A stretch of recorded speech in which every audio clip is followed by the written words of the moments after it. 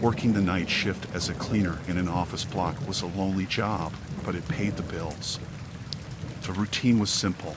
I'd arrive at 10 p.m. and work until 2 a.m., cleaning and tidying up the building floor by floor.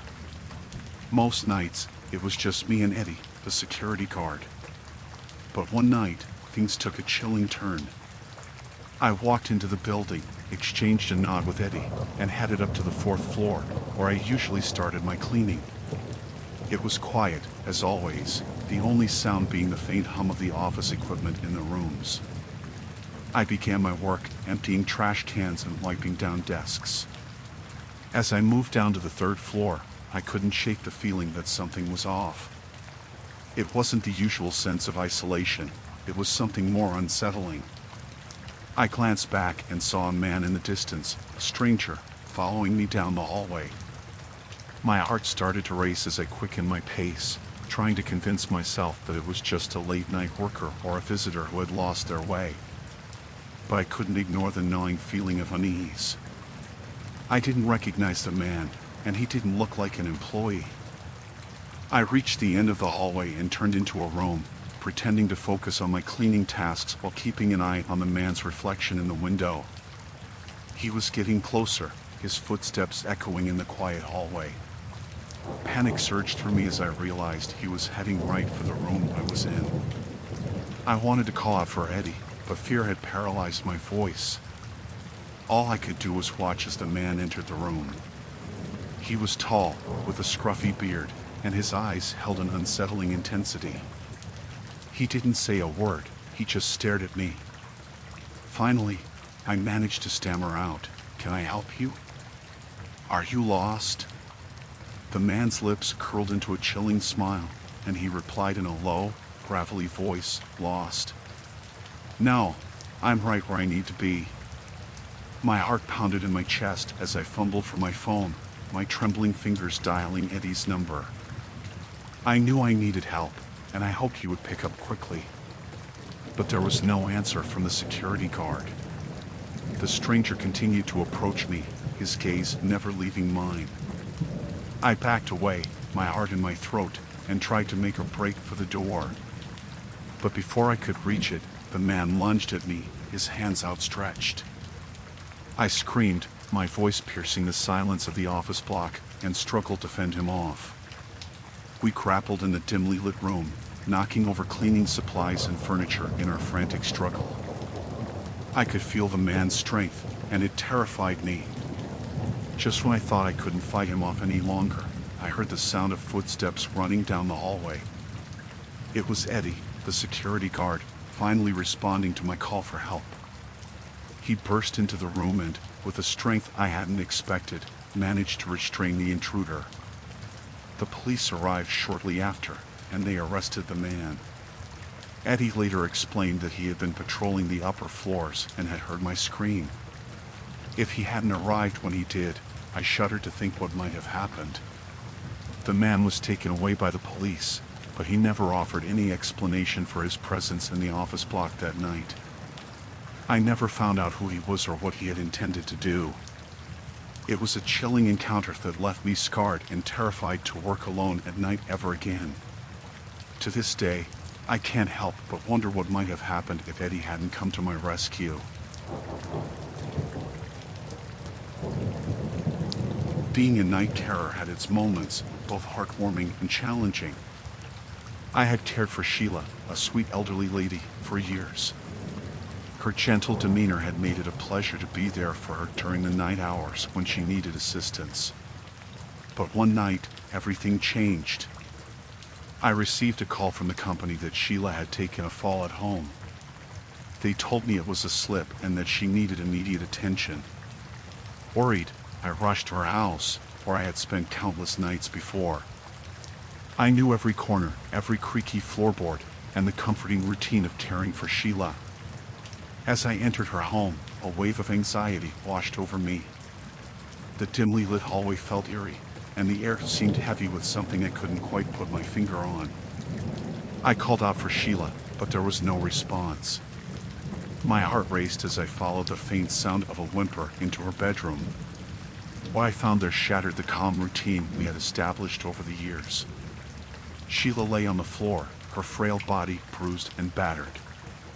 It wasn't a simple slip. She had been attacked, her eyes filled with terror as she gazed up at me. Tears welled up in my eyes as I rushed to her side, cradling her head gently in my arms. I could barely comprehend the cruelty of the person who had done this to her. Sheila was a defenseless, kind woman who had never harmed a soul. I called the police and waited with Sheila, comforting her as best as I could. She was in shock, unable to speak coherently about what had happened.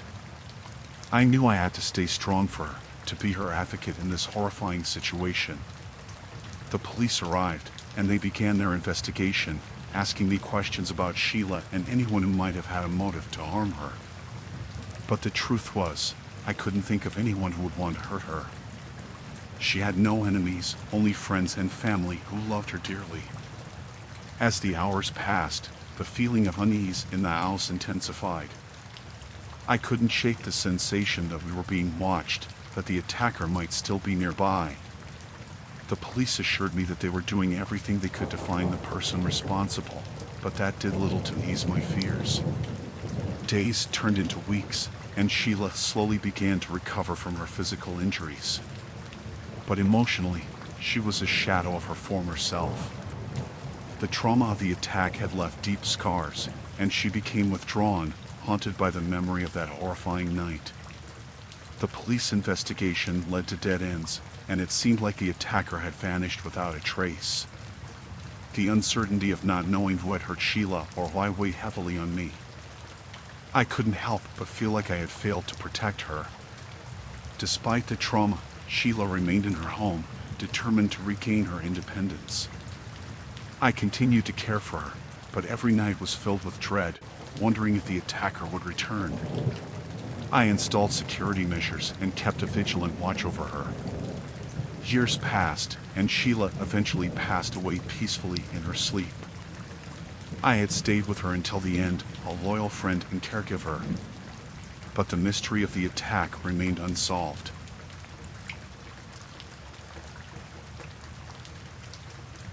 Working the night shift at the gas station had become a mundane routine for me. Most nights were quiet, with only a few trucks passing through. But one night, everything changed, and I found myself in a nightmare that I'll never forget. It was a chilly and moonless night when a beat-up old sedan pulled into the gas station. Two men stepped out, and something about their appearance immediately sent a shiver down my spine. They were unkempt, their clothes tattered and stained. Their eyes darted around nervously as they approached the counter. I forced a polite smile and greeted them as they entered. The taller of the two men, with greasy, disheveled hair, mumbled a response. The other, shorter one, remained silent, but his eyes were fixated on me with an intensity that made me uneasy. They both seemed on edge, and I couldn't help but feel that something was off about the situation. My instinct screamed at me to be cautious, but I continued to serve them, trying to keep my composure. As the taller man paid for his gas, I noticed a glint of something metallic hidden beneath his jacket. It looked like the handle of a knife, and my heart skipped a beat. Panic surged through me as I realized that I might be in danger. I watched them closely as they moved to the side, seemingly engrossed in hushed conversation. Their eyes never left me, and the feeling of being scrutinized intensified. I considered calling the police, but I had no concrete reason to do so yet. The minutes dragged on, and the tension in the air became unbearable. The two men were clearly not in a hurry, and the longer they lingered, the more my anxiety grew. I knew I needed to find a way to get them to leave without provoking them. I began to feign a headache, rubbing my temples and sighing loudly. I hoped they would take the hint and finish up their business. But instead, they started whispering to each other again, their voices growing increasingly agitated.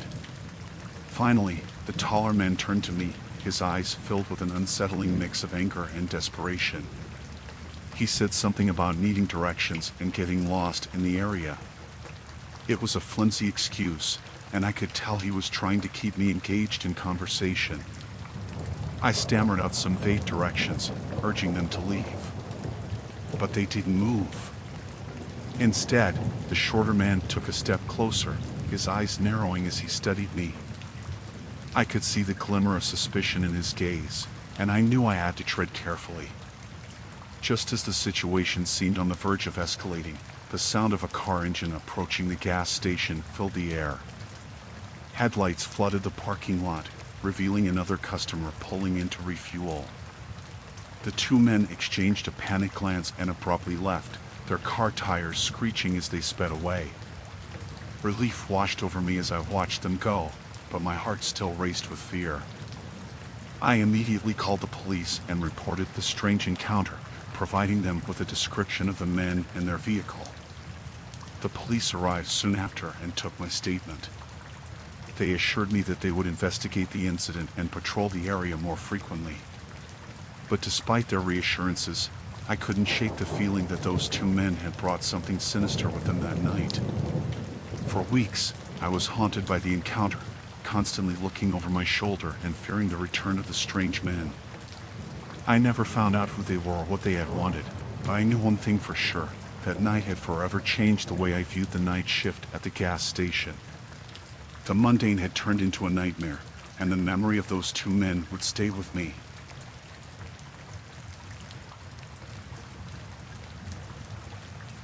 Driving the night bus had its quirks, but I had grown used to the solitude and the occasional odd passenger. It was approaching midnight, and I was on one of the final stretches of my usual late-night route, with only 6 more stops to go. The bus was empty, and the hum of the engine was the only sound that broke the silence. As I approached a dimly lit, isolated bus stop, I noticed 3 figures huddled on the bench.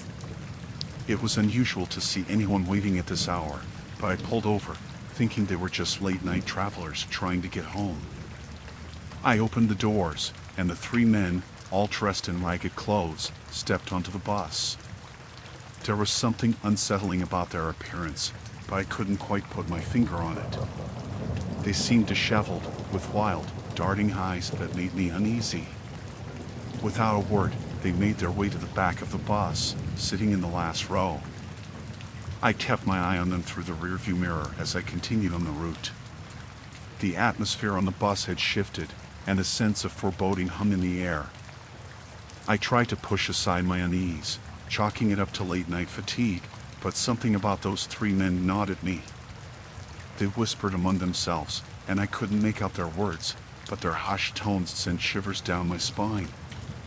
As I pulled up to the next stop, a feeling of dread washed over me. I had a gut instinct that something was very wrong. I watched in the rearview mirror as one of the men got up from his seat and moved toward the front of the bus. He approached the fare box and stood there, not saying a word. I swallowed hard, my heart pounding in my chest. The other 2 men remained in their seats, their eyes locked onto me with an unsettling intensity. I cleared my throat and asked, "Where are you headed?" The man at the fare box didn't respond. Instead, he pulled out a knife, its blade glinting in the dim light of the bus. Panic surged through me as I realized the gravity of the situation. These men weren't passengers, they had other intentions. I knew I had to act fast. Without hesitation, I slammed my foot on the gas pedal and lurched the bus forward, sending the man stumbling backward. His 2 companions shouted in anger as the bus roared to life, but I didn't stop. The road ahead stretched out in darkness, and I sped toward the next stop, praying that someone would be waiting there. My hands were trembling on the steering wheel as I tried to maintain control of the bus. As I pulled up to the next stop, I saw a lone figure waiting. I slammed on the brakes, and the bus screeched to a halt. Without waiting for the doors to fully open, I shouted, "Get on! Quick!" The passenger, a young woman, looked bewildered but didn't hesitate. She jumped onto the bus just as the 3 men from the back lunged forward, their faces contorted with rage. I slammed the door shut, leaving the men outside, shouting and pounding on the bus. The woman and I locked eyes, both of us terrified by what had just transpired. I drove her to the next stop, where she could safely exit, and then continued on my route. My heart was still pounding, and the memory of those 3 men would haunt me for the rest of my days. I reported the incident to the authorities, but the men were never found. The police told me that they had likely been planning something sinister, and I had narrowly escaped a chilling encounter that could have ended in tragedy. From that night on, I drove the night bus with a constant sense of unease, always watching the rearview mirror, afraid that those 3 men might return.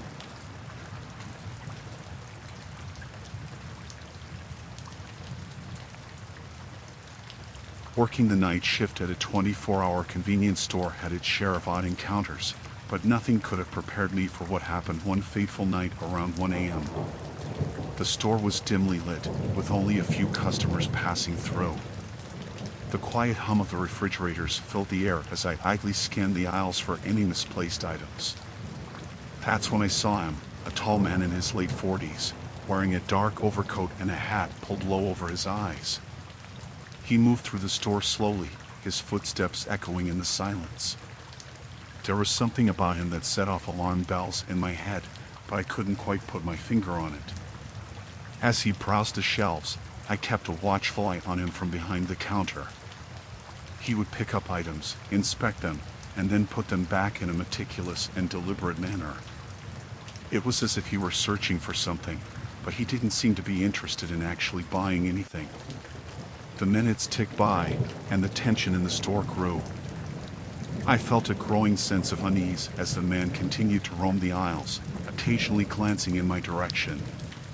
His eyes, obscured by the shadow of his hat, seemed to bore into me with an intensity that sent shivers down my spine. I tried to shake off my unease, reminding myself that I was just being paranoid. Maybe he was just an eccentric customer with peculiar shopping habits. But then he did something that sent a chill coursing through my veins. The man suddenly stopped in front of one of the store's security cameras, the one that provided a clear view of the counter where I was stationed. He reached up and, with deliberate slowness, adjusted the angle of the camera, tilting it away from me. My heart raced as I watched him tamper with the surveillance equipment. It was a blatant and sinister act, and there was no mistaking his intent. Panic welled up inside me, and I knew I needed to act fast. I picked up the phone and pretended to make a call to the police, hoping that the man would catch on and leave. But he didn't budge.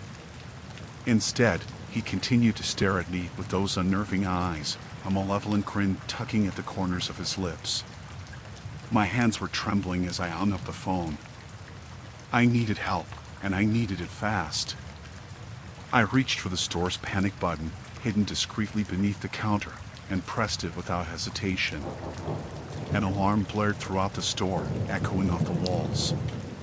The man's grin faltered for a moment as the shrill sound pierced the air, but he didn't make a move to leave. Instead, he reached into his coat pocket and pulled out a small object that glinted menacingly in the dim light. It was a knife. Fear coursed through me as I realized the gravity of the situation. I was trapped behind the counter, defenseless, and the man with the knife was slowly making his way toward me. His footsteps were measured and deliberate, each one bringing him closer to where I stood. I knew I had to act fast, so I grabbed the nearest object I could find, a heavy flashlight, and held it tightly in my trembling hands. The man was only a few feet away now, his eyes locked onto mine with a chilling determination. In that moment, I did something I never thought I was capable of. With a surge of adrenaline-fueled strength, I swung the flashlight with all my might, aiming for the man's head. The impact sent him staggering backward, and the knife clattered to the floor. I didn't waste a second. I sprinted to the exit and burst out of the store, gasping for breath. The sound of approaching sirens filled the night air as the police arrived, responding to the panic button alarm. They apprehended the man, who was now bleeding from a gash on his forehead. As they led him away in handcuffs, I watched with a mix of relief and disbelief. I had survived a chilling encounter that had felt like a nightmare come to life. The man's intentions were unclear, but his actions had left an indelible mark on me, a haunting reminder that danger could lurk in the most ordinary of places, even a 24-hour convenience store in the dead of night.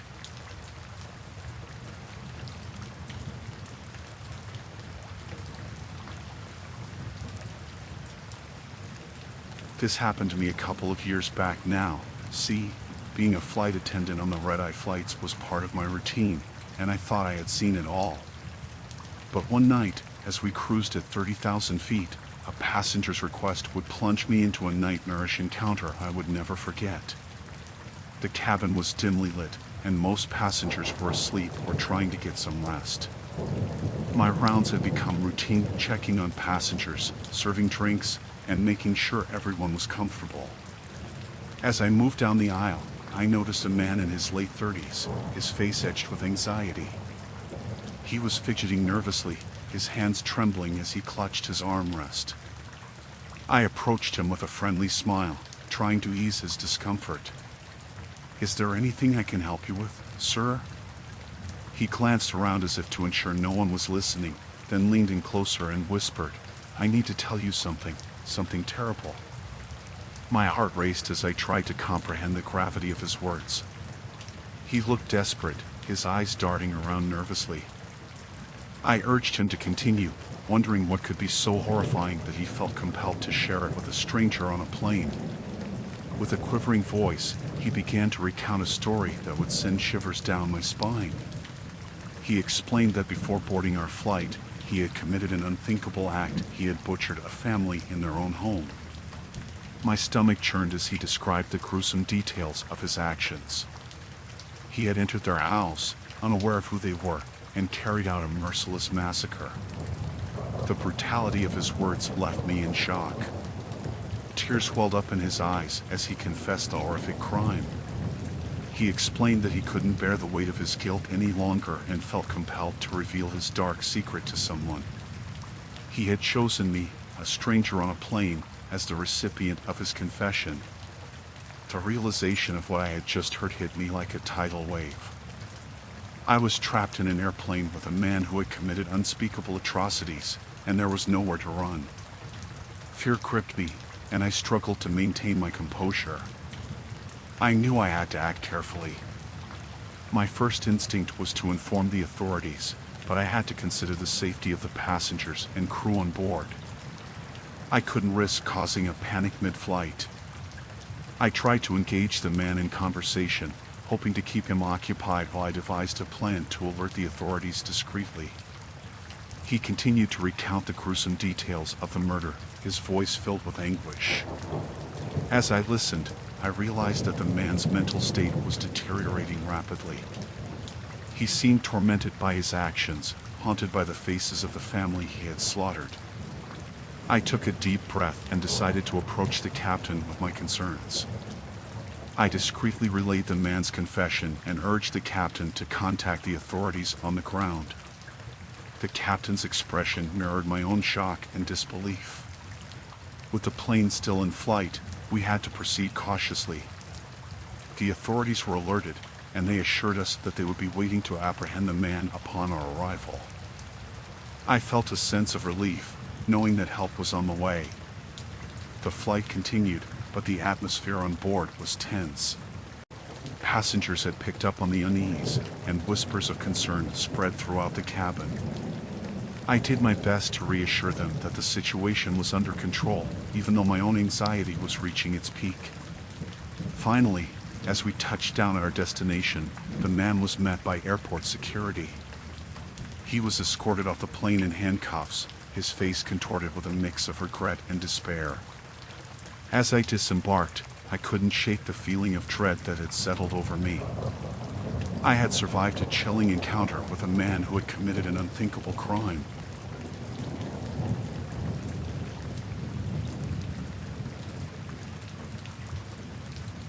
I used to work the night shift at a call center that dealt with customers seeking assistance with their telecommunications products. Most nights were mundane, with routine calls about billing issues, technical glitches, and the occasional irate customer. But one fateful night, I received a call that would shatter the monotony and haunt me forever. The clock had just struck midnight, and I was settling into my dimly lit cubicle, surrounded by the hum of computers and the occasional ring of incoming calls. I slipped on my headset, preparing for another long night of customer service. As I answered the next call, I greeted the customer with the usual script.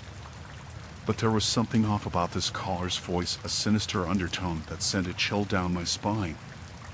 The caller identified themselves as Mr. Johnson and claimed to be experiencing issues with their home phone line.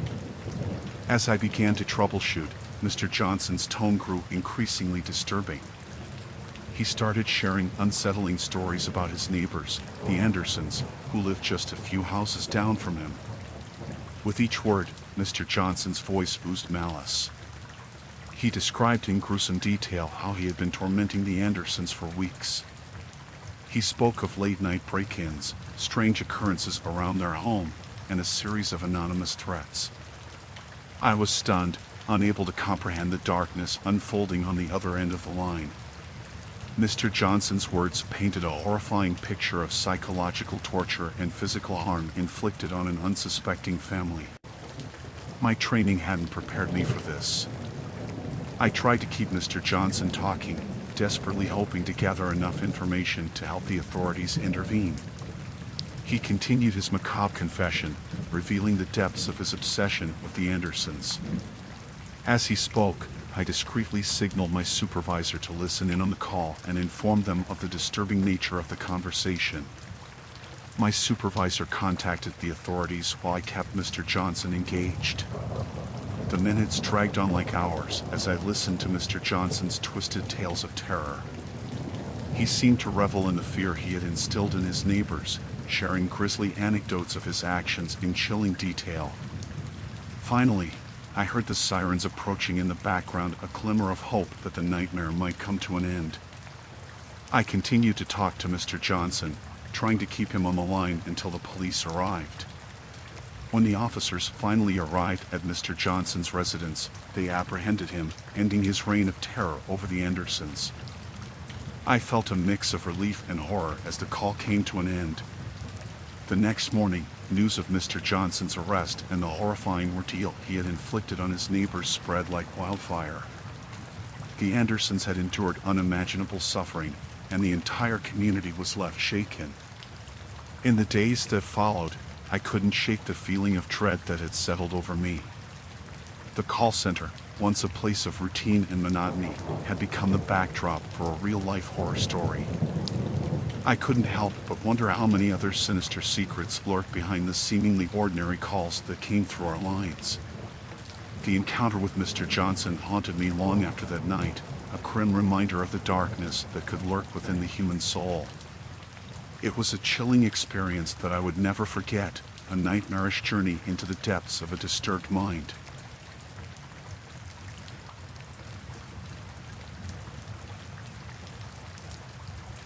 I used to work as a security guard on the night shift at a sprawling warehouse complex. My job was pretty routine: monitor the security cameras, patrol the premises, and ensure that everything was in order. Most nights were quiet, with nothing more exciting than a few stray cats setting out the motion sensors. But one night, everything changed. It was around 3 a.m., and I was doing my usual rounds when I noticed something odd on one of the security cameras.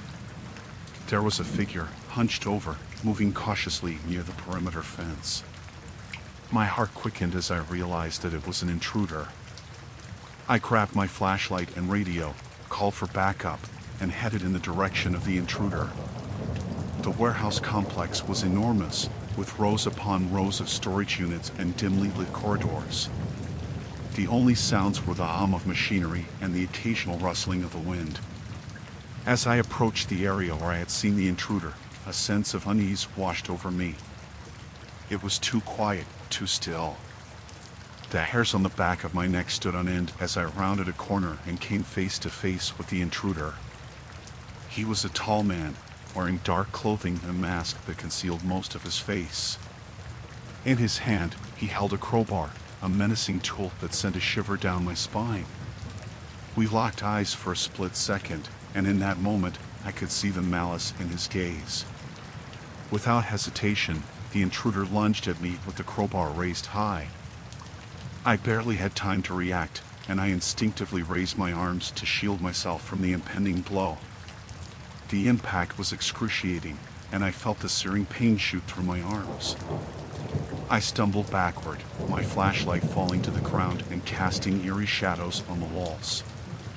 The intruder wasted no time and came at me again, his eyes filled with madness.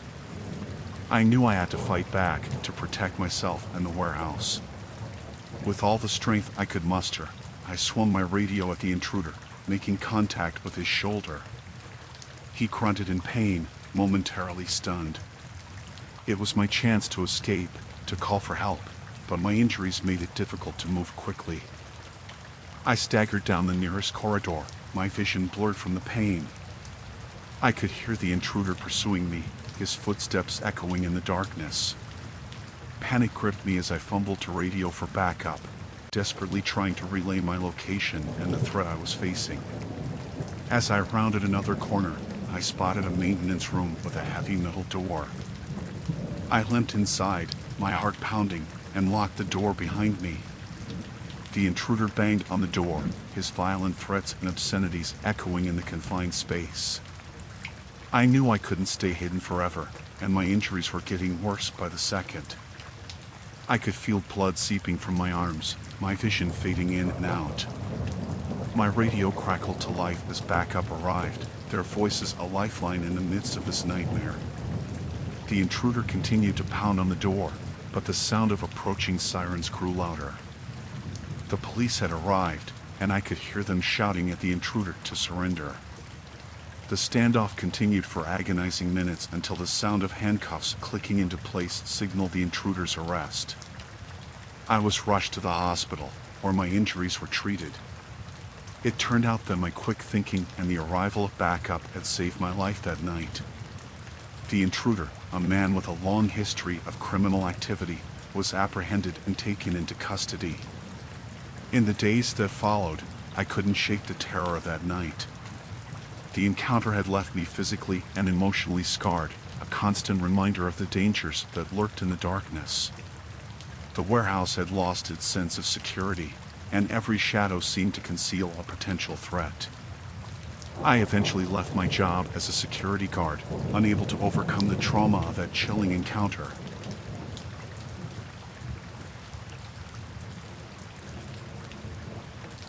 So, my name's Barry, and many years back I was a night baker at a small, family-owned bakery on the outskirts of town. The night shift was quiet, and I enjoyed the solitude and the comforting scent of freshly baked bread that filled the air. But one night, as I was going about my usual routine, something happened that would forever haunt my nightmares. It was well past midnight, and I was alone in the bakery, my only companions the ovens and the dough I was kneading. The soft hum of the industrial-sized mixers was the only sound in the room, and I was lost in my own world of flour and yeast. That's when I heard it, a faint, almost imperceptible creaking sound. I froze, the dough in my hands forgotten. I strained my ears, trying to pinpoint the source of the noise. It couldn't be the ovens, they had been turned off for the night. Then, I heard it again, a slow, deliberate creak, like the sound of an old wooden floorboard being stepped on. Panic gripped me as I realized that someone was inside the bakery with me. My first thought was that it must be a coworker playing a prank, but the dread in the pit of my stomach told me otherwise. I grabbed a rolling pin, my only makeshift weapon, and slowly made my way toward the source of the noise. The bakery was dimly lit, with shadows dancing on the walls. My heart pounded in my chest as I approached the storage room, where the creaking sound seemed to originate. The door to the storage room was slightly ajar, and I could see a sliver of darkness beyond it. With trembling hands, I pushed the door open, and what I saw next froze my blood. A man stood there, shrouded in darkness, his features obscured by a hood and a mask. His eyes, though, burned with an unsettling intensity. In his hand, he held a knife, a large, gleaming blade that glinted in the faint light. Time seemed to stand still as we stared at each other, the rolling pin in my hands feeling utterly inadequate. I had no idea who this intruder was or what he wanted, but it was clear that I was in mortal danger. Without warning, the intruder lunged at me, the knife slashing through the air.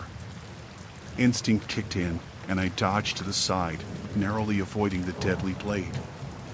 My rolling pin swung down in a desperate counterattack, striking the intruder's arm. He let out a pained cry, and the knife clattered to the ground.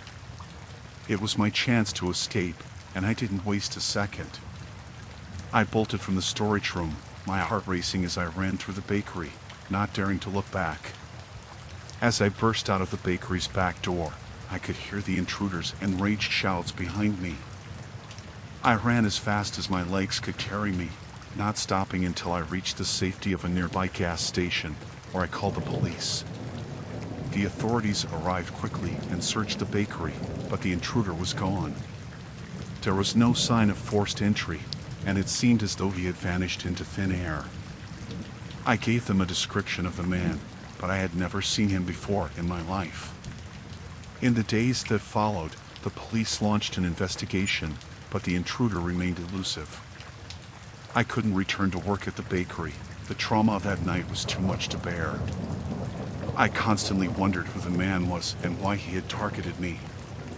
It's been years since that terrifying encounter, but the memory still haunts me. I've moved to a new town and found a different line of work, but the fear and paranoia have never truly left me. That night, in the heart of a bakery, I fought for my life.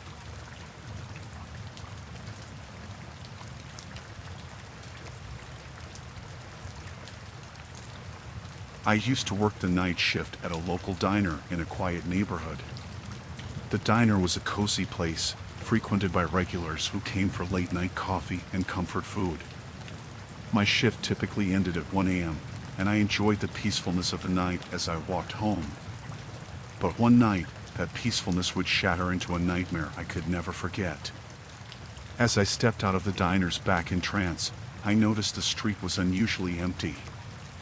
The usual hum of activity had been replaced by an eerie stillness. I tightened my grip on my bag and quickened my pace, eager to get home. Just a few steps from the diner, I sensed movement behind me. Two shadowy figures emerged from the darkness, their faces obscured by the dim streetlights. Panic surged through me as I realized I was now alone, and these men were approaching me with purpose. Without thinking, I broke into a run, my heart pounding in my chest. I could hear their heavy footsteps behind me, growing louder with each passing second. Fear propelled me forward, and I sprinted down the dimly lit streets, desperate to escape my pursuers. The men's voices rang out, taunting me with menacing threats. I could feel their presence closing in, and it was clear they were not going to give up easily. My mind raced, trying to figure out where to go for safety. My apartment was still a few blocks away, and the thought of leading these strangers to my door was unthinkable. I veered off the main road, hoping to lose them in the maze of residential streets. My breath came in ragged gasps as I darted through alleyways and across darkened parks. I could hear the men behind me, their footsteps relentless. My phone was in my pocket, but I dared not call the police just yet. I needed a plan, an escape route. I spotted a convenience store up ahead, its bright fluorescent lights a beacon of hope. As I burst through the doors, I shouted to the clerk for help, desperately explaining the situation. The kind clerk immediately called the police while guiding me into a back room. I crouched there, trembling and terrified, as the minutes crawled by. The police arrived swiftly, and I listened anxiously to their conversation with the clerk through the thin walls. They arrested the two men, who had a history of violent offenses. My heart was still pounding as I gave my statement to the police, recounting the terrifying chase through the deserted streets. The officers assured me that I had done the right thing, and they were relieved to have caught the men before they could harm me. They offered to escort me home, and I accepted their protection, grateful for their presence. That night forever changed me.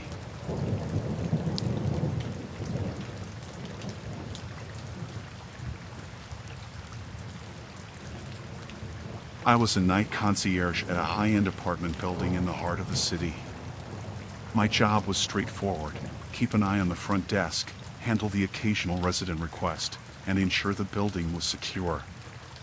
Most nights, the job was uneventful, and I enjoyed the solitude.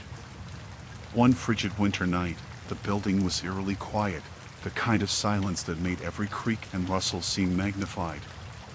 It was close to midnight, and I was scrolling through my phone when I heard it, a soft but distinct tapping on the glass door leading to the lobby. I glanced up, my heart pounding, and saw a figure standing outside in the darkness. The stranger was bundled up in a heavy coat, their face obscured by a scarf and a beanie pulled low over their eyes. My first thought was that it was a resident who had locked themselves out, and I got up to let them in. But as I approached the door, unease settled in. The person didn't move, and their stance seemed unnatural, as if they were frozen in place. I pressed the intercom button and asked if they needed assistance. No response. I repeated my question, but the stranger just continued to stand there, tapping their gloved fingers rhythmically against the glass. The sound of the tapping grew louder, more insistent, and it sent shivers down my spine. I decided to call the police, explaining the situation and the odd behavior of the person outside. The dispatcher assured me they would send a patrol car, and I felt a sense of relief. As I hung up the phone, I returned my gaze to the figure outside. That's when I noticed something chilling. Their eyes were fixed on me, not the door. It was as if they were studying me, and a feeling of dread washed over me. Minutes felt like hours as I waited for the police to arrive. The tapping continued, each tap more deliberate than the last. I contemplated locking myself in the security office, but I couldn't tear my eyes away from the figure. When the police finally arrived, they approached the stranger cautiously.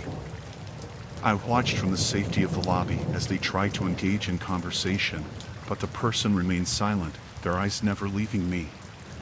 With a sudden, jerky movement, the stranger turned and walked away, disappearing into the night. The police searched the area, but found no trace of them. I was left with a profound sense of unease, unable to shake the feeling of being watched. I couldn't explain the stranger's bizarre behavior, and it haunted my thoughts long after the incident. In the following weeks, I became hypervigilant during my night shifts, constantly checking security cameras and double-checking the locks. I never saw the mysterious person again, but the memory of that chilling encounter continued to torment me. To this day, I can't help but wonder what their intentions were and why they had singled me out that night. It's a nightmare I can't forget.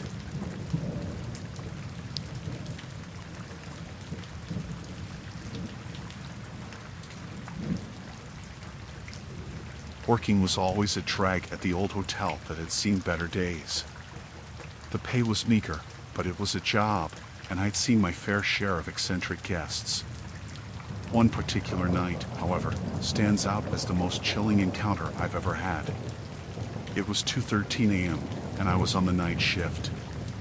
The lobby was empty, and the only sounds were the soft hum of the antique chandelier overhead and the ticking of the ornate grandfather clock against the wall.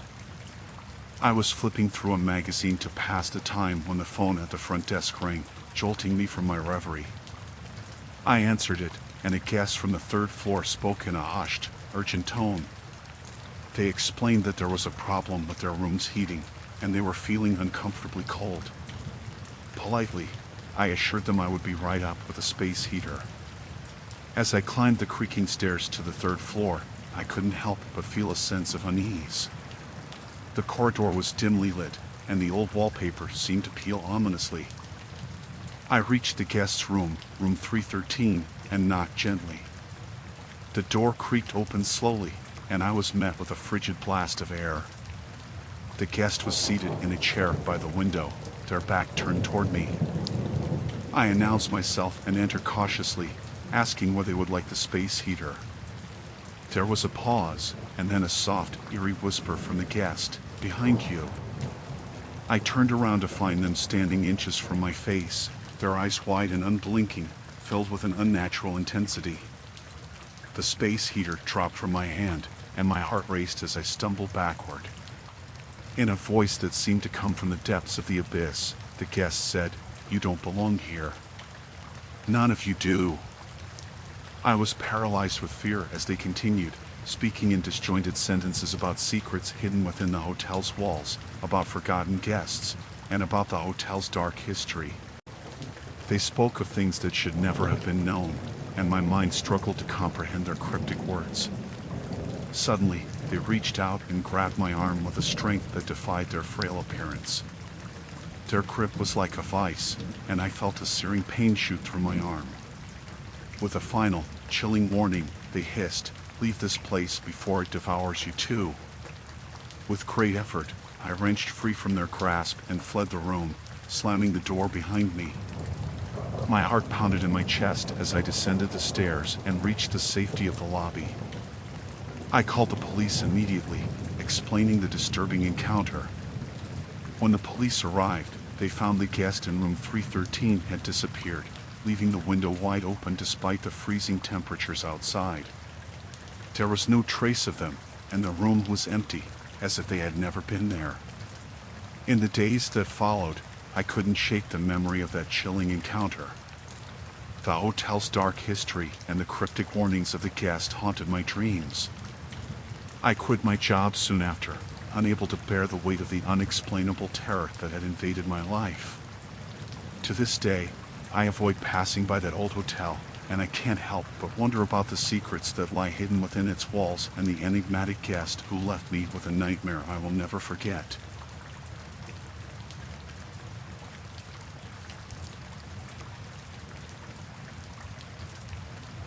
I've been a taxi driver for years, and I've always loved my job, especially the night shifts. There's a certain tranquility to the city at night, the empty streets, and the occasional lone passenger looking for a ride home. It's a job that lets me be my own boss, and I've had my fair share of interesting passengers. But one night, I picked up a customer who would make me question everything. It was around 2 a.m., and I was cruising through the quiet streets, scanning for potential fares. The radio played softly in the background as I waited for the dispatch to come through with a call. That's when I got it, a request from a customer named Mr. Smith, asking for a pickup in a dimly lit alleyway. I pulled into the alley and found a man standing there, his face partially obscured by the shadows cast by the flickering streetlight. He climbed into the back seat without saying a word, and I noticed he was wearing a long, dark overcoat that seemed out of place for the mild weather. I greeted him with a friendly, "Good evening, sir. Where can I take you tonight?" He didn't respond immediately, and the silence grew uncomfortably long. I stole a glance at him through the rearview mirror, and that's when I noticed something odd: his eyes. They were cold, lifeless, devoid of any emotion, like staring into the abyss. Finally, he spoke, his voice low and measured. "Take me to 34 Maple Street." I started the meter and pulled away from the curb, making my way through the quiet streets toward Maple Street. The passenger remained silent, and I couldn't shake the feeling that something was off. The hairs on the back of my neck stood on end. As we approached Maple Street, I couldn't help but notice that it was a dead end, a dimly lit cul-de-sac surrounded by overgrown trees. I glanced at the passenger again, now feeling a sense of unease creeping over me. "We're here," I said, pulling over to the curb. The man didn't move. He continued to stare straight ahead, his expression unchanging. I cleared my throat, growing increasingly uncomfortable. "Sir, we've arrived at Maple Street. Do you need any assistance?" That's when he turned his head slowly to look at me, and his eyes locked onto mine in the rearview mirror. "You can't imagine the things I've seen," he said in a voice that sent shivers down my spine. I fumbled for my phone, ready to call the police if needed. But before I could do anything, the passenger reached into his coat pocket and pulled out a photograph.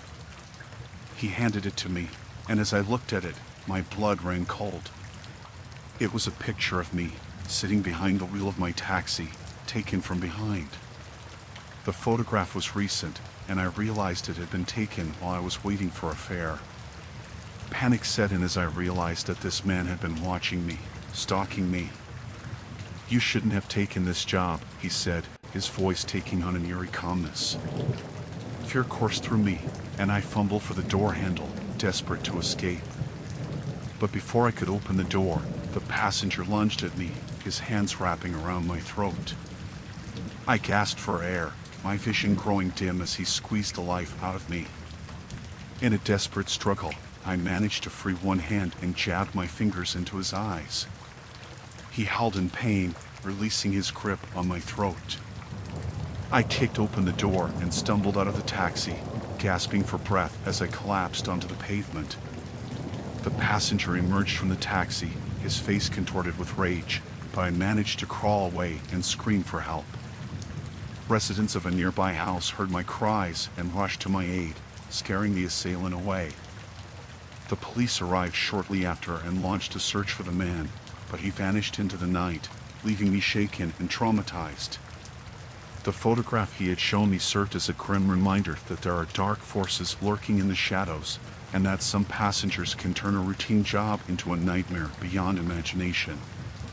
From that day on, I couldn't shake the feeling that he was still out there, watching, waiting, and that my life would never be the same again.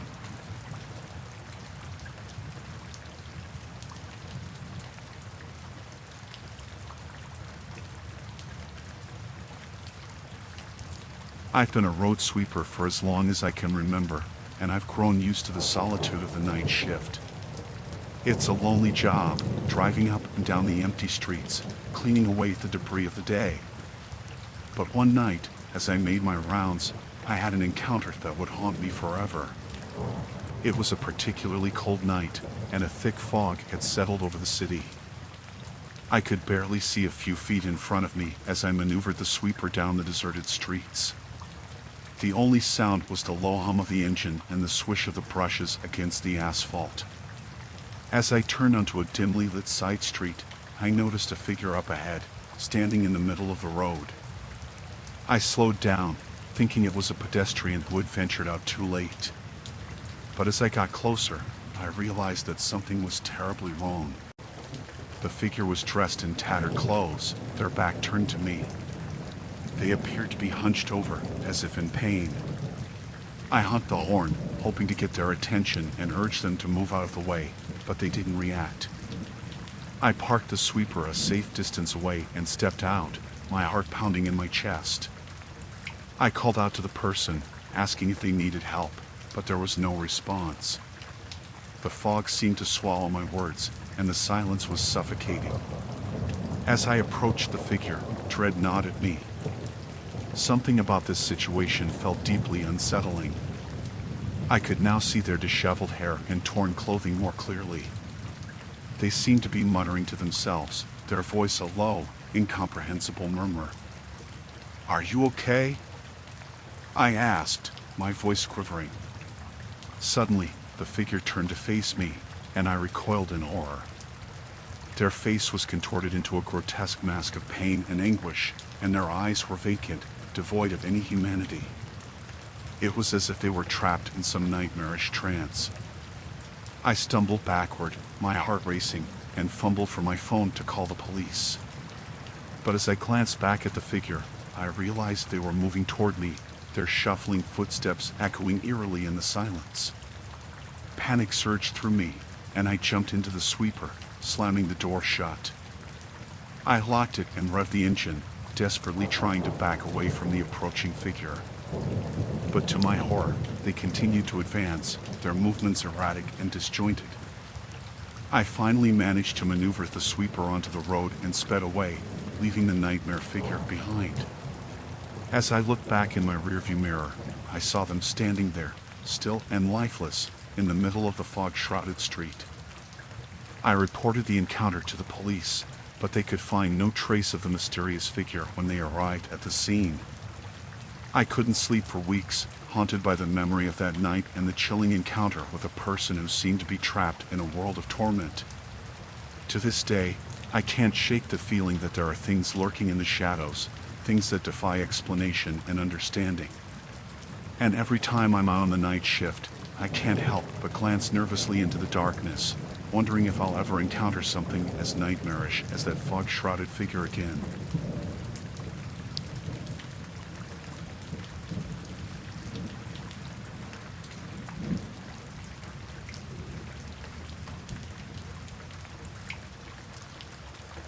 I used to work the night shift as a pharmacy technician, and I can tell you that it's usually a quiet and uneventful job. Most nights, I'd fill prescriptions, restock shelves, and maybe help a few customers who couldn't sleep and decided to pick up their medication in the middle of the night. But one night, something happened that still sends shivers down my spine. It was a rainy and cold night, and I had just finished refilling the pill dispensers when the phone rang. I picked it up, expecting it to be a doctor calling in a prescription or a nurse with a question about a medication. But the voice on the other end was neither of those. "Hello," the voice said, and it sounded shaky and anxious. "I need your help. Please, you have to listen." I asked what was wrong, and the person on the line began to explain that they were in excruciating pain. They described their symptoms in detail, and it was clear that they were in distress. They begged me for advice on what to take or do to alleviate the pain. I explained that I couldn't diagnose over the phone and that they should consider calling 911 or visiting the nearest emergency room. But they refused, saying they couldn't leave their house, which was miles away from the hospital. As the conversation continued, I began to feel a growing sense of unease. The person's descriptions of their pain were becoming more and more extreme, and their voice seemed to change, becoming almost inhuman. It was as if they were trying to mimic human suffering, but failing miserably. I glanced at the clock and realized it was close to 3 a.m. I was alone in the pharmacy, and the feeling of isolation added to my discomfort. I tried to stay calm and professional, but the person on the other end of the line was relentless, insisting that I help them. They started to make strange, disjointed statements. They claimed that they knew where I lived, that they were watching me, and that they could see me right at that moment. Panic surged through me, and I hung up the phone, my heart pounding. I tried to shake off the unsettling call, convincing myself that it was just a prank or a disturbed individual seeking attention. But as I turned to go back to my work, I froze in my tracks. A chill ran down my spine as I saw a figure standing outside the pharmacy window. It was dark outside, but the figure was illuminated by the dim glow of the streetlights. They were wearing tattered clothes, and their face was obscured by a hood. My mind raced as I realized that this person matched the description the caller had given earlier. I fumbled to call the police, all the while keeping an eye on the figure outside. But as I looked away for just a moment to dial 911, they disappeared into the night. The police arrived soon after, but there was no sign of the mysterious figure. They took a report and assured me that they would patrol the area. I went home that morning shaken and unable to shake the feeling of being watched. In the days that followed, I couldn't help but wonder if the unsettling call and the appearance of the hooded figure were connected. I tried to put it behind me and continue with my job, but the fear lingered. I never received another call from that person, and I never saw the hooded figure again. But the memory of that night and the chilling encounter still haunts me. I'll never know who they were or what their intentions were, but I can't help but feel that I narrowly escaped something truly terrifying that night.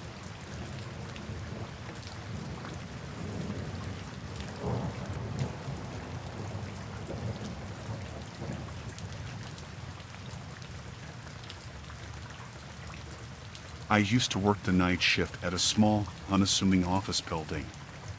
It was a job that paid the bills, but it was far from exciting. Most nights were routine, with little more than the hum of fluorescent lights and the steady drone of the photocopier to keep me company. But one night, everything changed, and I found myself in the midst of a chilling encounter that would haunt me forever. It was around 2 a.m., and I was hunched over my desk, trying to stay awake. My eyelids felt heavy, and I longed for the first rays of dawn to signal the end of my shift. That's when I heard it, a soft, almost imperceptible whisper coming from the hallway just outside my office. I strained my ears to listen, convinced it was just my imagination playing tricks on me. But then I heard it again, this time more distinct. It was a voice, low and raspy, muttering words I couldn't quite make out. My heart began to race as I realized that I was now alone in the building. My first instinct was to call security, but the phone on my desk was dead. Panic set in as I contemplated my options. I could stay in my office and hope that whoever was out there would go away, or I could venture into the hallway and confront the intruder. Summoning every ounce of courage, I crept toward the door and cautiously peered out into the dimly lit corridor. My office was at the end of a long hallway, and the source of the whisper seemed to be coming from further down. I couldn't see anyone, but the sound was unmistakable. As I moved closer, the words being whispered became clearer. It was a disjointed, eerie monologue filled with strange references and unsettling threats. I couldn't make sense of it, but the tone of the voice sent shivers down my spine. It was a voice filled with malevolence and intent. I knew I had to do something, so I mustered all my courage and began to walk cautiously down the hallway, my heart pounding in my chest. The closer I got, the more the words began to form a coherent sentence, and I realized with horror that they were directed at me. The voice was saying things that no one should have known, details about my life, my family, and my deepest fears. It was as though the intruder had access to my most private thoughts and memories. I felt exposed and vulnerable, trapped in a nightmare that I couldn't wake up from. I reached the source of the voice, a janitor's closet, and slowly pushed the door open. What I saw inside made my blood run cold. There, huddled in the corner, was a disheveled figure, their eyes wild with madness. It was a coworker, someone I had known for years, but they were no longer the person I remembered. They continued to mutter their eerie monologue, their gaze fixed on me with an intensity that sent a chill down my spine. I tried to talk to them, to understand what had driven them to this point, but their words grew more nonsensical and menacing. I backed away from the closet, my mind racing. I knew I had to get out of there, but the building was a labyrinth of darkened hallways and locked doors. I couldn't risk running into anyone else who had been affected by whatever had possessed my coworker. I made my way back to my office and locked the door, my heart pounding in my chest. I reached for my phone and called the police, explaining the bizarre and terrifying situation I had found myself in. They assured me that help was on the way and told me to stay put. As I waited in my darkened office, I could hear the footsteps of the police officers approaching. When they finally arrived, they took my coworker into custody, and I watched as they were led away, still muttering their unsettling monologue. I was left to pick up the pieces of that night, trying to make sense of what had happened. My coworker was never the same after that, and I couldn't shake the feeling that something truly malevolent had taken hold of him. I quit my job shortly afterward, unable to shake the trauma of that chilling encounter. To this day, I don't know what caused my coworker to descend into madness, and I don't want to find out. All I know is that some mysteries are best left unsolved, and some encounters are better left in the darkness of the past.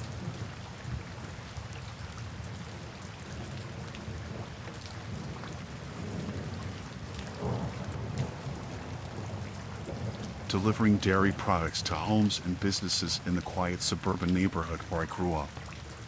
It was a peaceful job, and I enjoyed the solitude of the early morning hours when most of the world was still asleep. But one fateful morning, as the clock struck just past 4 a.m., I stumbled upon an encounter that would haunt my nightmares for the rest of my life. It was a typical morning, or so I thought. The streets were shrouded in darkness, and the only sounds were the soft hum of my delivery truck and the occasional chirping of crickets.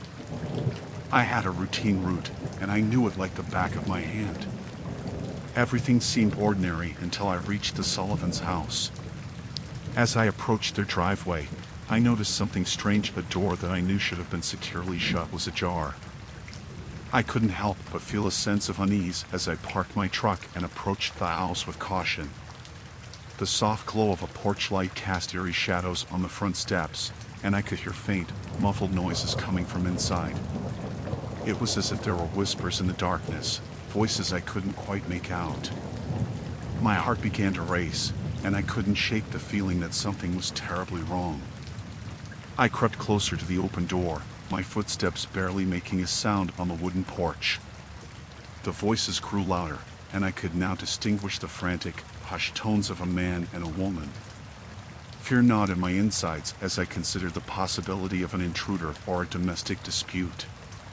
Summoning all my courage, I peered through the narrow opening of the door, and what I saw froze me in my tracks.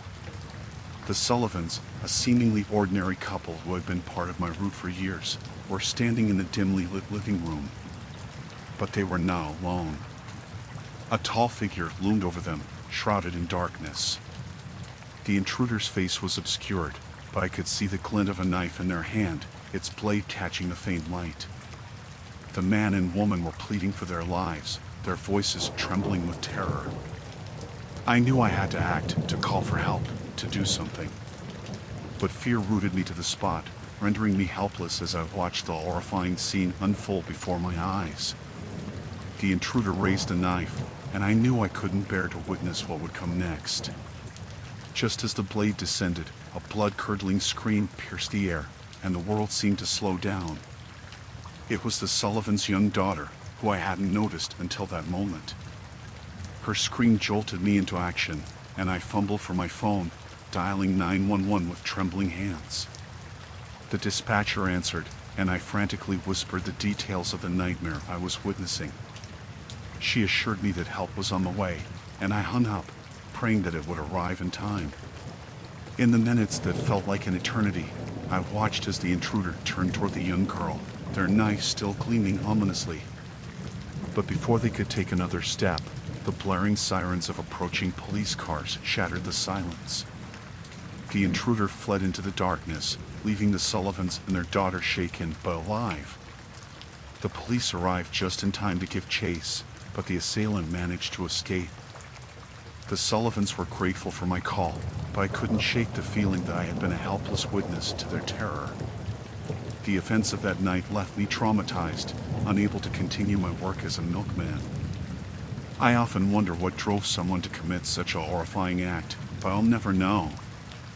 All I can do is carry the burden of what I've witnessed and hope that the Sullivans can find some semblance of peace in the aftermath of that chilling encounter.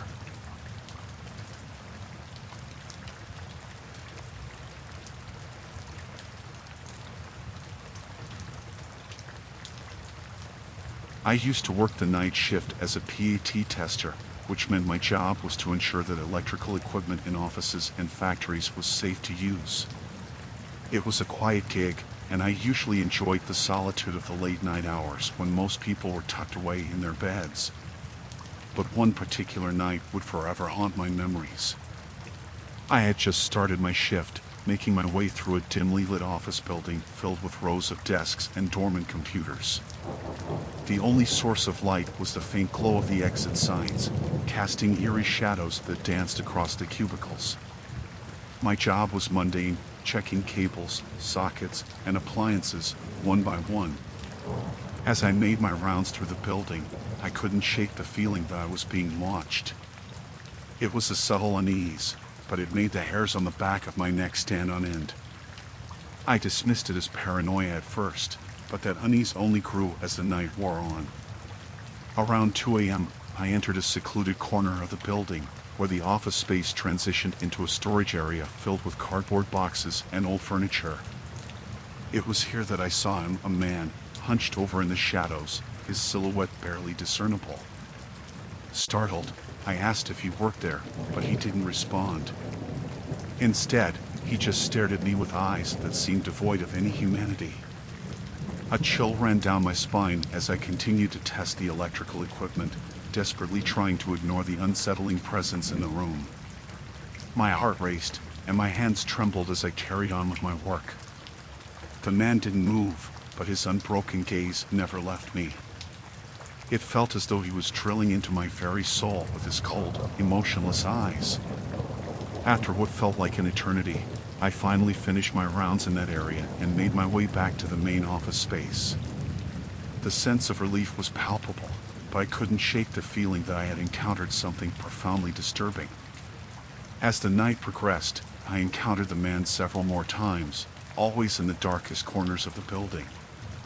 Each time, he remained silent and unmoving, his presence becoming increasingly unnerving. I considered leaving and calling the authorities, but I couldn't abandon my job without concrete evidence of wrongdoing. Around 4 a.m., as I tested an appliance in a remote hallway, I heard a whisper behind me. I turned to see the man, standing just inches away, his face contorted into a twisted grin. My heart pounded in my chest as he spoke, his words laced with malice. "You shouldn't have come here," he hissed, and then he lunged at me with a sudden ferocity that caught me off guard. I stumbled backward, crashing into a pile of equipment, and scrambled to my feet, desperate to escape. I sprinted through the darkened hallways, my breath ragged and my mind racing. The man pursued me, his laughter echoing in the empty corridors. Panic fueled my movements as I desperately searched for a way out. I reached the building's entrance and burst through the doors into the cool night air. Gasping for breath, I called the police, explaining the chilling encounter and the man who had pursued me. They arrived quickly and scoured the building, but found no trace of the man. To this day, I have no idea who that man was or what he intended to do to me. All I know is that my life was forever altered by that night shift, and the terror I experienced in the presence of that cruel and enigmatic stranger.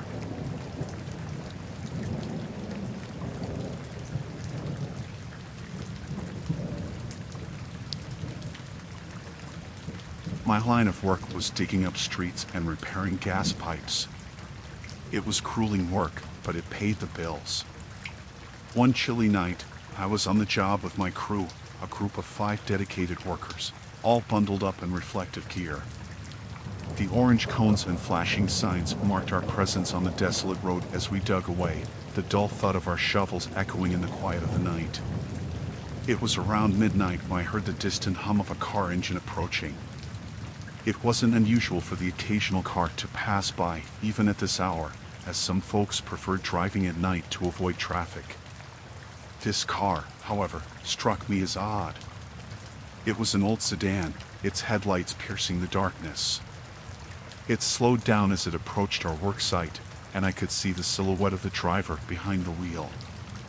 The car continued past us, and I thought nothing more of it until a few moments later when I heard the unmistakable sound of brakes screeching. The sedan had stopped, and its reverse lights flickered on. I exchanged puzzled glances with my crewmates as the car backed up toward us. The driver's side window rolled down, revealing a man inside. He looked disheveled, his face etched with deep lines of weariness. His eyes, however, were sharp and intense, locking onto me as though he could see into my very soul. It sent shivers down my spine. The man leaned out of the window, his voice low and eerie. "You're digging in the wrong place," he said, his words carrying a weight of foreboding that was impossible to ignore. Confused and more than a little unnerved, I replied, "We have the work orders and permits, sir. We're in the right spot." The man's expression darkened, and he shook his head slowly. "No, you don't understand. You're digging in the wrong place. You need to stop." My crewmates and I exchanged alarmed glances. The situation was bizarre and unsettling. We had a job to do, and this man's cryptic warnings were causing tension to mount. But something about his demeanor made it difficult to dismiss him entirely. As if sensing our hesitation, the man's tone grew more urgent. "I've seen things, terrible things buried beneath this road. You have to stop before it's too late." I was torn between duty and the eerie feeling that this man knew something we didn't. Before I could respond, he pulled away from the window and sped off into the night, leaving us in a cloud of dust. We continued working, but the encounter had cast a shadow over the night. The man's warning lingered in our minds, and unease settled in like a thick fog.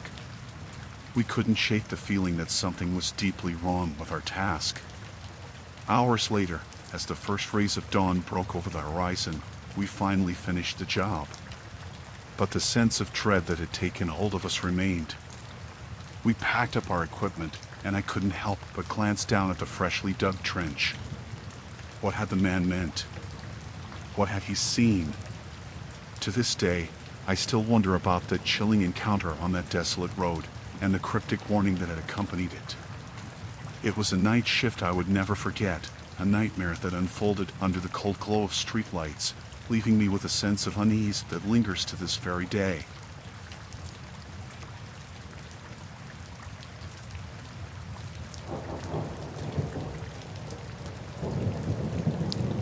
I used to be a lighthouse keeper on a remote island, a solitary existence that had a certain tranquility to it. My job was simple: keep the lighthouse running, ensure the light never faltered, and maintain the logs. It was a life of routine and solitude, and I had grown accustomed to it over the years. One cold, moonless night, as I sat in the lantern room, scanning the vast expanse of the dark ocean, something caught my eye. It was a faint, distant light, not the typical navigation lights of passing ships, but something much more peculiar. It was an eerie, pulsating glow, like a distant torch bobbing on the water. Curiosity piqued, I grabbed my binoculars and focused on the source of the light. What I saw sent a shiver down my spine. It was a rowboat, a small wooden vessel, and inside it sat a solitary figure, rowing steadily towards the island. The glow I had seen came from a lantern affixed to the front of the boat. As the rowboat drew nearer, I could make out the silhouette of the person inside. It was a man, hunched over the oars, his movements mechanical and unceasing. There was something unsettling about the way he rowed, his actions devoid of fatigue or hesitation. I knew it was highly unusual for anyone to approach the island at this hour, especially in such a rudimentary vessel. My instincts told me to alert the authorities, but the island's communication equipment was outdated and unreliable. I was effectively on my own. The rowboat eventually reached the shore, and I watched as the man disembarked. He was tall, dressed in tattered clothing that clung to his emaciated frame. His face was obscured by the shadows of the night, making it impossible to discern his features. I couldn't understand why anyone would venture to the island in the dead of night, especially in such a strange manner. My heart pounded in my chest as I realized that I would have to confront this mysterious visitor. I descended from the lighthouse and made my way down to the shore. The man stood there, unmoving, his lantern casting eerie, flickering shadows. I called out to him, asking if he needed assistance or if he was lost. He turned slowly toward me, and in the dim light, I could see his face. His eyes were hollow, devoid of emotion or recognition. It was as though he were a shell of a man, his gaze fixed on some distant point beyond me. I approached cautiously, feeling a sense of foreboding wash over me. As I drew closer, I noticed something clutched in his bony hand, a weathered, old photograph. It was worn and faded, but the image was clear enough. It was a picture of me, standing beside the lighthouse. Fear gripped me, and I took a step back. How could he possibly have a photograph of me? I had never seen this man before in my life. He spoke, his voice a dry whisper that sent shivers down my spine.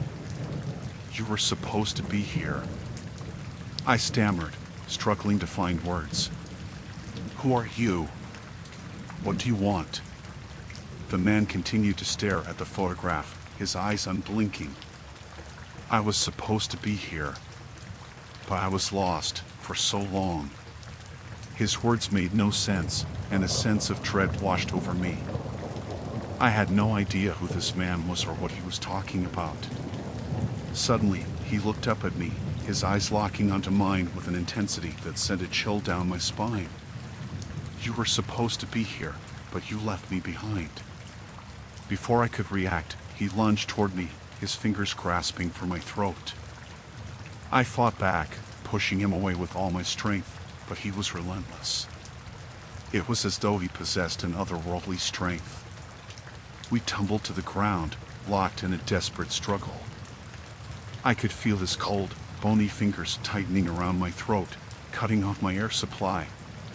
Panic surged through me, and I knew I had to break free. Summoning every ounce of strength, I managed to push him off me, and I scrambled to my feet. Gasping for air, I looked down at the man, who lay motionless on the ground. He was still clutching the old photograph, his grip now slack. I wasted no time. I rushed back to the lighthouse, locked the door, and barricaded myself inside. I desperately tried to radio for help, but the ancient equipment was as uncooperative as ever. For the remainder of the night, I sat in the lantern room, my heart racing, my mind filled with questions and fear. Who was that man, and what had he meant by saying I had left him behind? As dawn broke and the first rays of sunlight pierced the horizon, I ventured back down to the shore. The rowboat was still there, but the man was gone. There was no sign of him anywhere. I reported the incident to the authorities, but they could find no trace of the mysterious visitor. It was as though he had vanished into thin air. To this day, I can't shake the feeling of dread that encounter left me with. I don't know who that man was or what he wanted, but the memory of his cold, lifeless eyes and his cryptic words haunts me. It was a night I will never forget.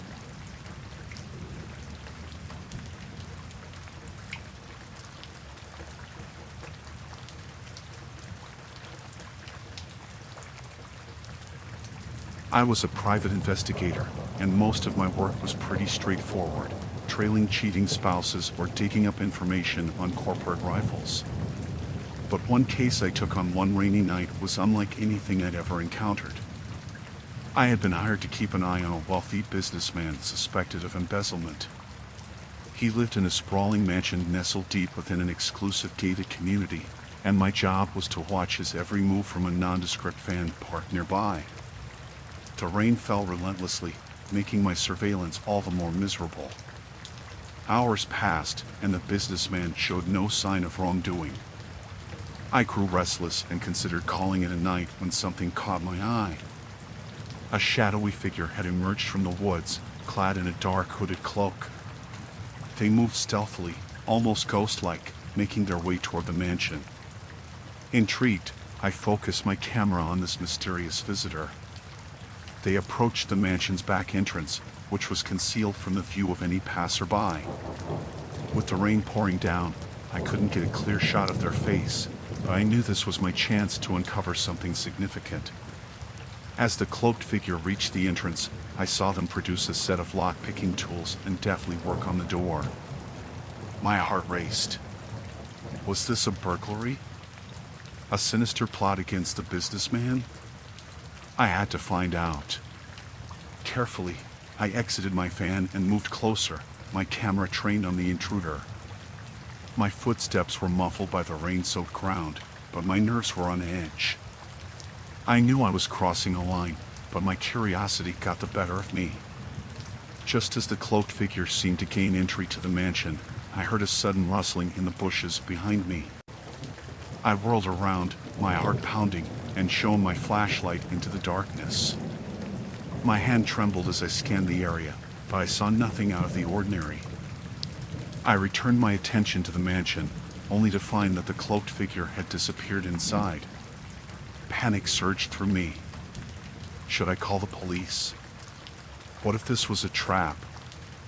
I knew I had to finish what I'd started. Slowly, I approached the mansion and cautiously entered through the same entrance the intruder had used. The mansion was dark, and the air inside felt heavy with anticipation. I moved silently through the dimly lit hallways, my heart racing with every step. I finally reached a grand study, where I could hear hushed voices. Peering through a cracked door, I saw the cloaked figure engaged in conversation with the businessman. They were arguing, their voices rising with tension. My camera captured every moment, and I realized that this was a pivotal moment in my investigation. But just as I was about to make my escape to safety, a creaking floorboard betrayed my presence. The businessman turned and saw me. Fear and anger flashed in his eyes, and before I could react, he shouted for his security team. I bolted, running through the mansion's labyrinthine corridors, the businessman's shouts echoing behind me. As I reached the back entrance, I heard footsteps closing in. Panic coursed through me, and I fumbled for my car keys. Just as I reached my van, I glanced back to see the businessman's security team closing in on me. I slammed the van's door shut and peeled out of the driveway, my heart pounding in my chest. I had uncovered something big, but I had also become the hunted. I never did get a chance to review the photographs I had taken that night. My priority was to get away safely, and I never returned to that mansion or took on another case like it. The memory of that chilling encounter still haunts me, a reminder of the thin line between being a private investigator and becoming part of the case itself.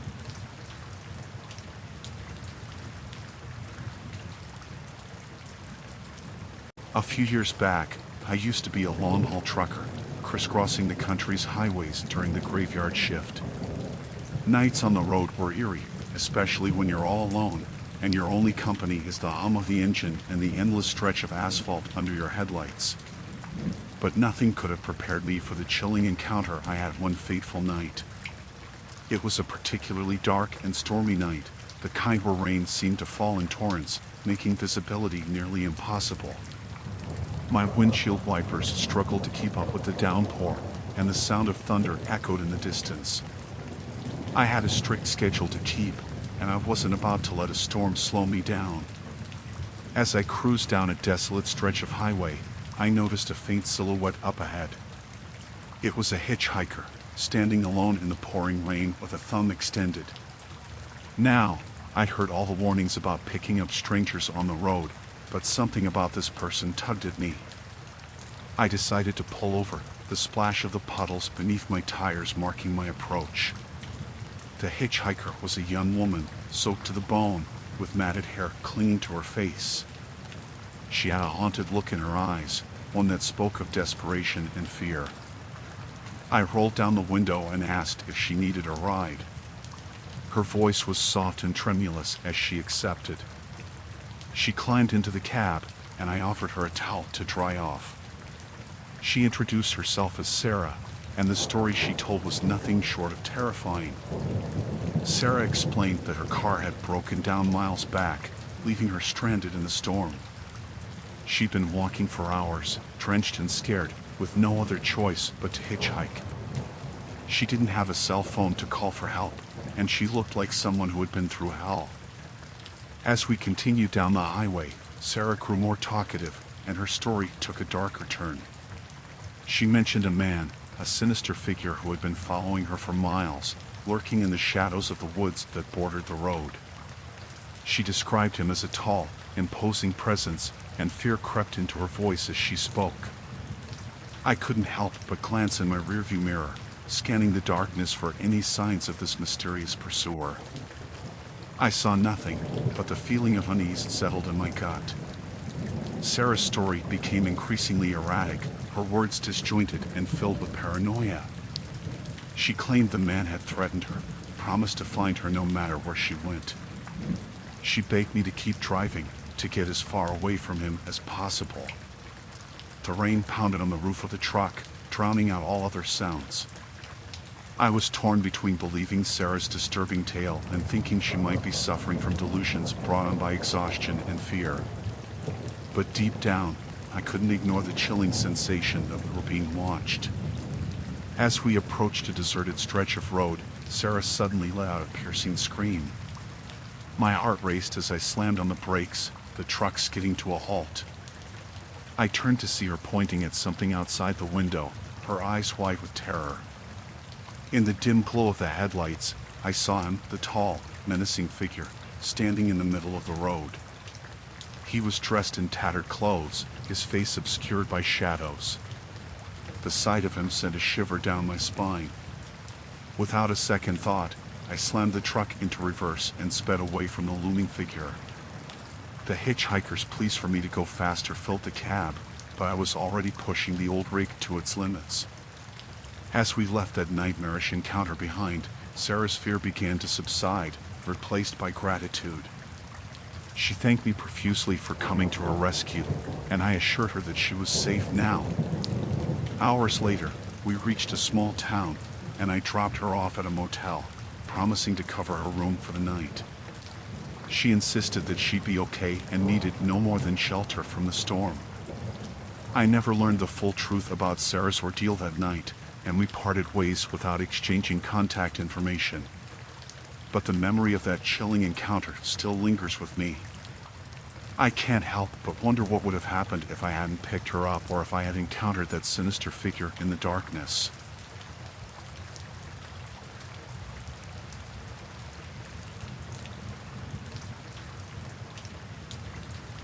Working as a night sewer inspector in the heart of the city was never glamorous. My job involved crawling through tight, dimly lit underground tunnels, navigating a labyrinth of pipes and filth.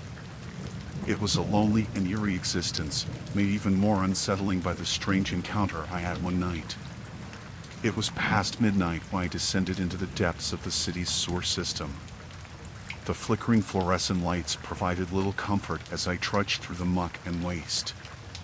The air was thick with the pungent stench of sewage, and every sound seemed to echo endlessly through the tunnels. As I made my way deeper into the maze of pipes, I began to hear something unusual, a faint, rhythmic tapping sound. It was out of place in the otherwise desolate sewer, and it sent a shiver down my spine. I followed the noise, my flashlight cutting through the darkness, and soon I discovered its source. There, in a narrow alcove, I found a makeshift shelter constructed from cardboard boxes and discarded debris. And inside this grim shelter was a person, huddled in the dim light. I couldn't make out much about them at first, just the silhouette of a human figure. "Hey, what are you doing down here?" I called out, my voice trembling. The figure didn't respond, and my unease grew.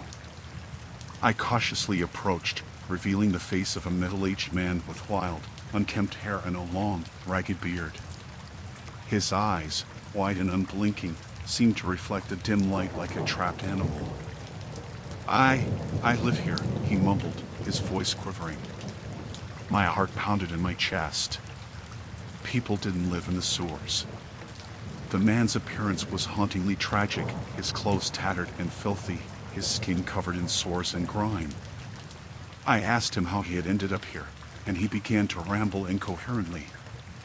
He mentioned losing his job, his home, and his family. He spoke of a downward spiral that had led him to this wretched existence beneath the city. I felt a mixture of pity and fear as I listened to his disjointed tale. I couldn't leave him down here, but I couldn't bring him with me either. My job was to inspect, not to play social worker. With a heavy heart, I left him a bottle of water and some protein bars, promising to notify the authorities and get him help. As I turned to leave, he grabbed my arm with surprising strength, his eyes suddenly sharp and intense. "You can't tell anyone about me," he hissed, his grip tightening. "I won't go back." I tried to pull away, but his grip was relentless. Panic surged through me as I realized the gravity of the situation. The man was unhinged, desperate, and capable of anything. In that dim, underground chamber, I had a chilling encounter that left me shaking to my core. I managed to break free from his grasp, leaving him behind in the foul depths of the sewer. I fled the tunnels, my heart pounding, vowing never to return. I did report the encounter to the authorities, but I never learned what became of the man. It haunted my thoughts, and I couldn't shake the feeling that I had left him to suffer in the darkness. The city's underbelly held secrets and horrors I couldn't fathom, and that night, I had stumbled upon one of its most disturbing mysteries.